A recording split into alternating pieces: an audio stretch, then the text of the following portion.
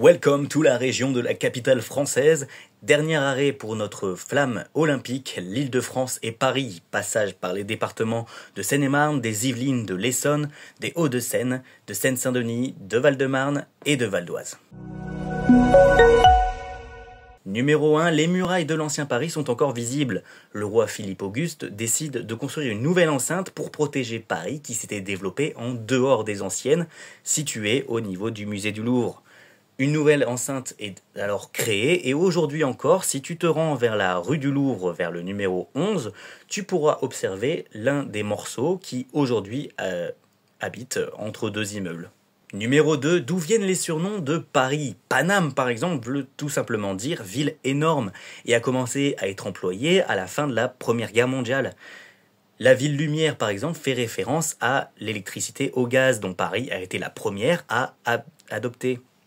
Ou encore, la ville de l'amour fait référence à la manière de vivre des Français, à sa culture française, son cinéma qui est né pas très loin de Paris, à sa littérature, Victor Hugo, Émile Zola, Alexandre Dumas et j'en passe, à sa musique, Edith Piaf, Joséphine Baker ou simplement les spectacles du Moulin Rouge. Mais c'est aussi sur son architecture grâce au baron Haussmann. Parce qu'il faut se rappeler que avant Paris, avant le baron, c'était ça. Numéro 3, le Café de la Paix, proche de l'Opéra Garnier, en a vu passer des grands. Eh oui, Émile Zola, Oscar Wilde, Guy de Maupassant, ce café est devenu un symbole de l'élégance parisienne depuis 1862. Numéro 4, partons pour le château de Vaux-le-Vicomte en Seine-et-Marne. Louis XIV, très jaloux du nouveau joujou de son surintendant des finances, Nicolas Fouquet. Tellement jaloux qu'il le fit emprisonner 3 semaines après l'inauguration du château. Et Vaux-le-Vicomte inspira d'ailleurs Louis XIV dans la construction de Versailles. Numéro 5, tiens, parlons-en de Versailles. Dans la petite ville de Marly-le-Roi se trouve une énorme machine hydraulique construite sous le règne de Louis XIV. Cette machine qui devait pomper l'eau de la Seine pour l'irriguer jusqu'aux fontaines et aux jardins de Versailles.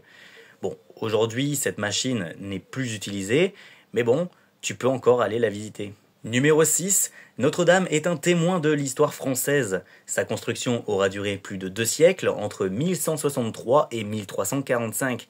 Bon, ça paraît pas beaucoup pour l'histoire, mais il faut se rendre compte que c'est quand même 12 rois français qui se sont succédés. Attention, la liste va être très rapide.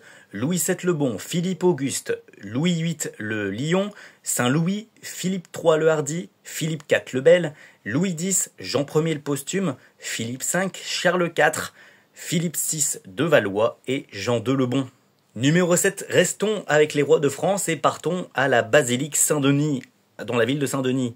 Cette basilique est le lieu de repos des rois français et de nombreux monarques français y reposent depuis Clovis, qui a été transféré bien longtemps après, jusqu'à Louis XVIII.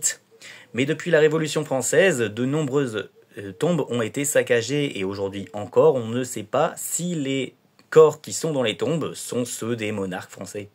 Numéro 8, le château de Fontainebleau, résidence de 34 rois français et d'empereurs français. On a vu passer des événements historiques, notamment le célèbre adieu de Napoléon à sa garde impériale, juste avant son exil sur l'île d'Elbe en 1814. Numéro 9, si les frères Lumière ont inventé le cinématographe, c'est bel et bien Georges Méliès qui l'a élevé au rang de 7e art. Tout commence en décembre 1895, lorsque les frères Lumière projettent leur premier film à Paris. Était présent Georges Méliès dans la foule, qui décide d'en faire la même chose. Il fonde alors ses studios à Montreuil et réalise ses premiers films et premiers effets spéciaux, notamment le célèbre et cultissime Voyage dans la Lune de 1902. Numéro 10, l'Arche de la Défense, lors de sa construction, était vue comme une tour pour le futur, lancée en 1983 sous la présidence de François Mitterrand pour la modernisation de Paris. L'Arche de la Défense était vue comme une version moderne de l'Arc de Triomphe. Avec ses 110 mètres, elle abrite des bureaux et une vue panoramique sur l'axe principal reliant la Défense au Louvre.